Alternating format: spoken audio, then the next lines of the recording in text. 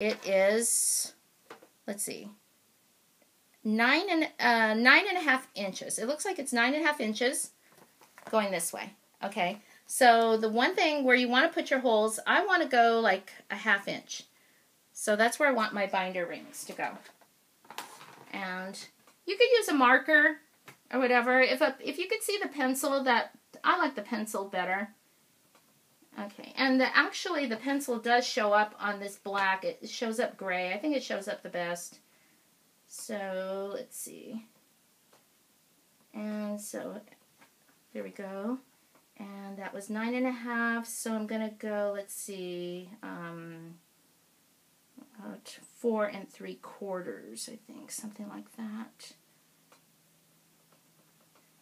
And you could sort of tell when you lay it down. So, anyways, so can you? I don't know if you could see the pencil markings. There they are. There's the pencil markings, and so I did measured 1/2 inch going down because that's where my binder ring is going to go. And then using this imaginary line, using your ruler, I went 1 inch in and 1 inch in this way also. So it passed the tape. And then the middle one right there.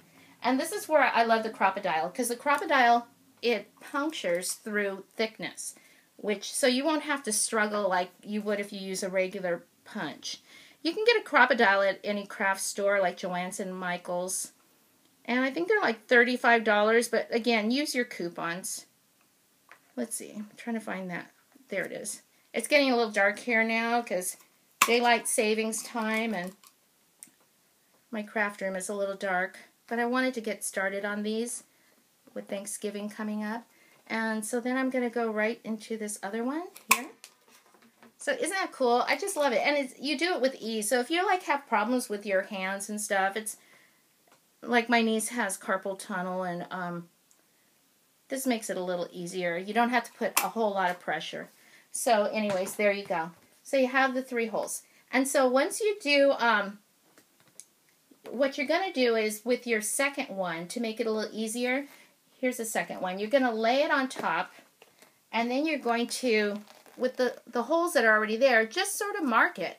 Put the little pencil in there and mark that. And so then you have your markers already, and then you could just puncture the holes in the second one, okay? And so there you go, there's that one.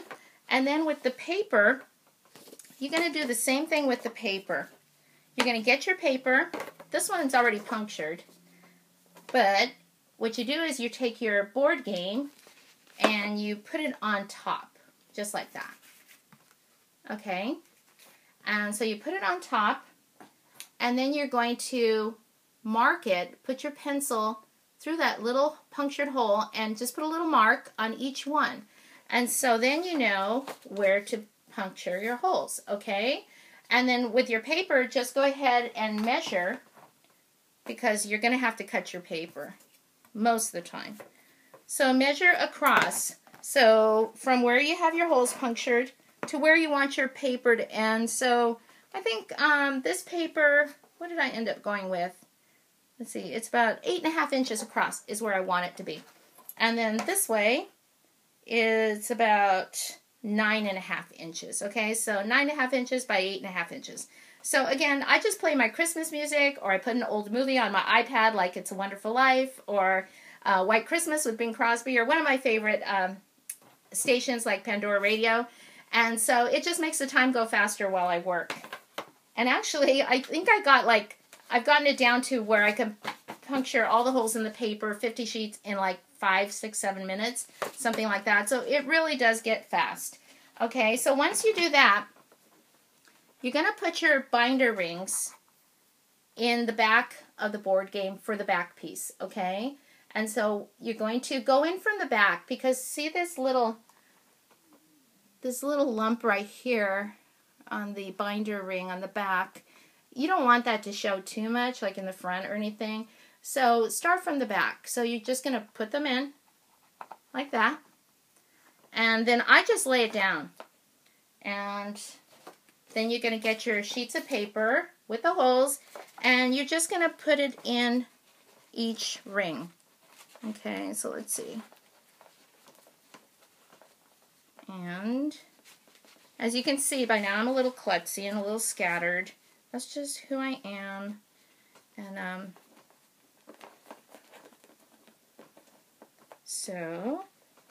okay.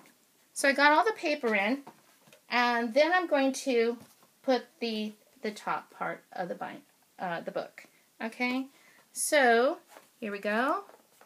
And as I do each one, because they tend to come out, sometimes they pop out, I just go ahead and close them.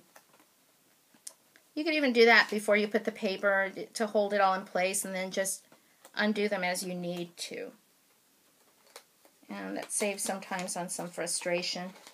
And let me see, this one came out. So, almost there. Almost. Let's see. Where'd it go? I'm struggling with this one a little bit. Only because I can't see that well. There we go. And there it is. There it is. Hello. Oh, there we go.